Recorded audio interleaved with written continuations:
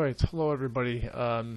This is for Business 201, Business Law, and I just want to give you a little rundown on how to use the VersusLaw database that's on our website. If you go to shoreline.edu, the main campus address here, you can click on Current Students, and then from Current Students you want to scroll down here to Library Technology Center. And a quick, easy way to do this, and actually if you haven't ever used the databases here that the college has, I'd suggest you take a look at these, because there are a lot of journal resources and other research databases that we have available for you to do research for all sorts of issues you might be interested in. So for our legal research purposes, you want to click on Research Databases, and then V, because we're going to go to VersusLaw, as opposed to scrolling all the way down. Just click on the letter V, and here's VersusLaw. Click on VersusLaw there, and then it'll open up. Now I'm doing this from off campus, so this is going to be the same as your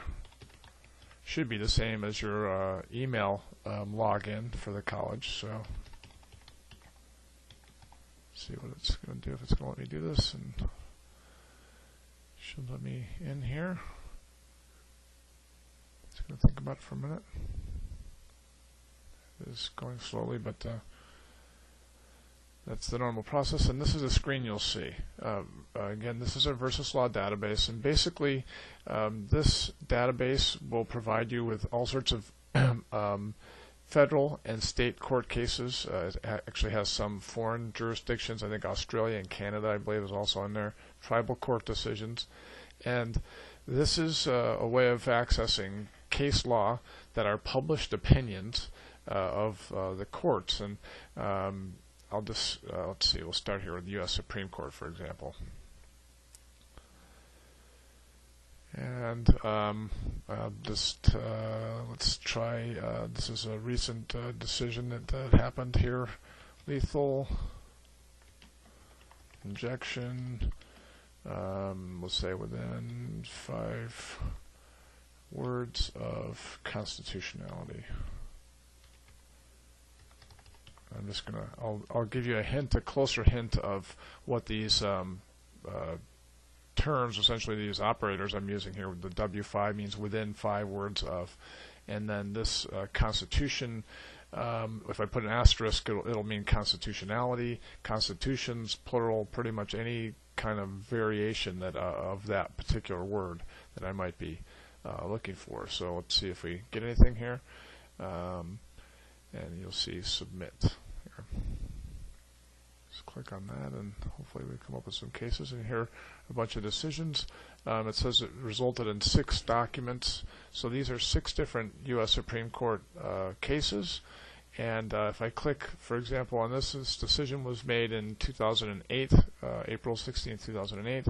If I click on the link here, you'll actually get the decision of the court.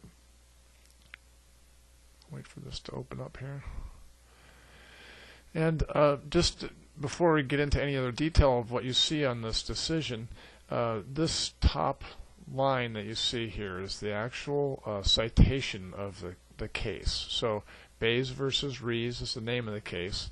It is reported in multiple places. This is called parallel citations. 128 is the volume. Supreme Court Reporter is SCT, is the abbreviation for Supreme Court Reporter, and page 1520. So if you actually went into a law library that had the U.S. Supreme Court Reporters, you would look at volume 128 and page 1520. You would find this exact same case. Excuse me.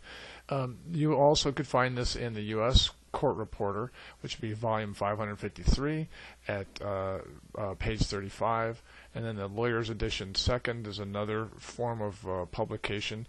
It's volume 170 and page 420, and this decision was made on April 16th, as I mentioned.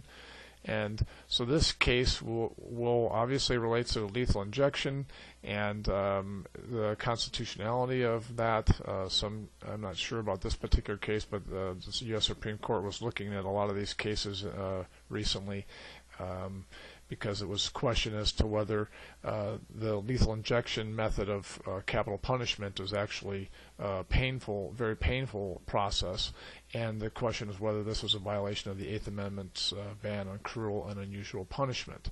So you go through the whole decision, and it's a lot that's there and a lot of different issues that are here, but this is the actual case that you have, right? Now there's another way you could have found this case.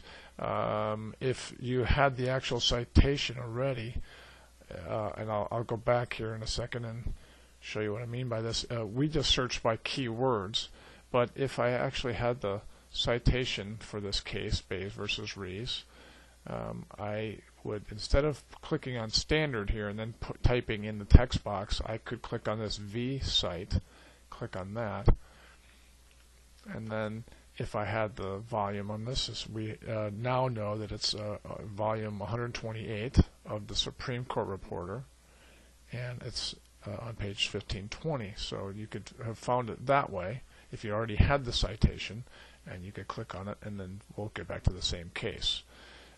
And obviously, if you had done this with the U.S. Court Reporter, if you had that citation instead of the Supreme Court Reporter, then again, using vSite, instead of Supreme Court that's in here, you just use this little pull-down menu and click on that, and then go down to the U.S. Court Reporter there and click on it, and again type in the volume 553, and in this case it was page 35, and then say submit, and again we should find the same case.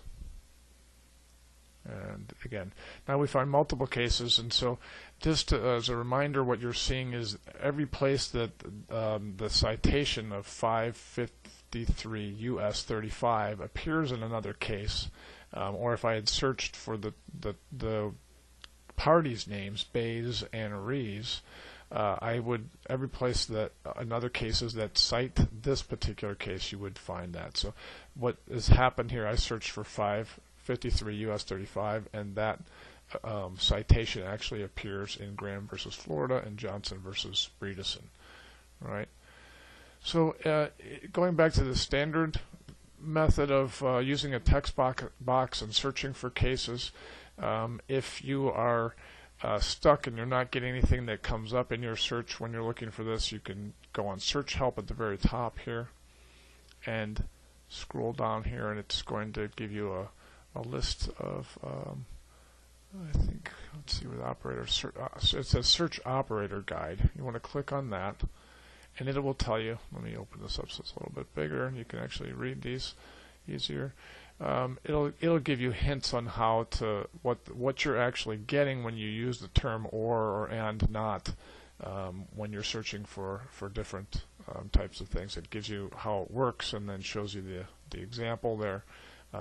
As I gave you, within a certain number, like within 5, that's finding every place that is every term that you're searching for within 5 words of a prior term that you've listed. And again, there are other wildcards like the asterisk and that can help you in your searching process. Okay, so that's another option for you when you're looking. So that is U.S. Supreme Court reporters. Federal circuit courts are appellate courts on the federal level. District courts are the initial trial court for federal at the federal level. Again, state appellate courts are like our Washington State Supreme Court and other appellate courts in other states. As I mentioned, foreign jurisdictions and tribal courts. So you can search in all of those and come up with case law in any state in the country pertaining to particular issues you're interested in. And this is a great tool for you for all sorts of things. And I would just remind you, if you don't, again, find case law, often if you type a whole case name, you might have misspelled it by 1 letter or 2, and then you're not finding anything. And so remember, try to break it up into small text that you're going to search. If you get stuck, again, use this Search Help button and go look at the operator guide to get a better choice of words that you want to use. The other thing that often happens when people don't find cases is they're searching in the wrong library. I often just kind of say, if you're looking for a book on biology, you won't look in the English literature section. So come back out and look and say, oh yes, I'm looking for a Washington State Supreme Court case. Of course, I'm not going to find that in the U.S. Supreme Court library. So you always want to come back to this main screen, and that could be of a lot of help for you when you're in that process. So I hope this is helpful for you doing legal research. It's a great tool that the college has, and I hope it's of use to you. All right? Thank you.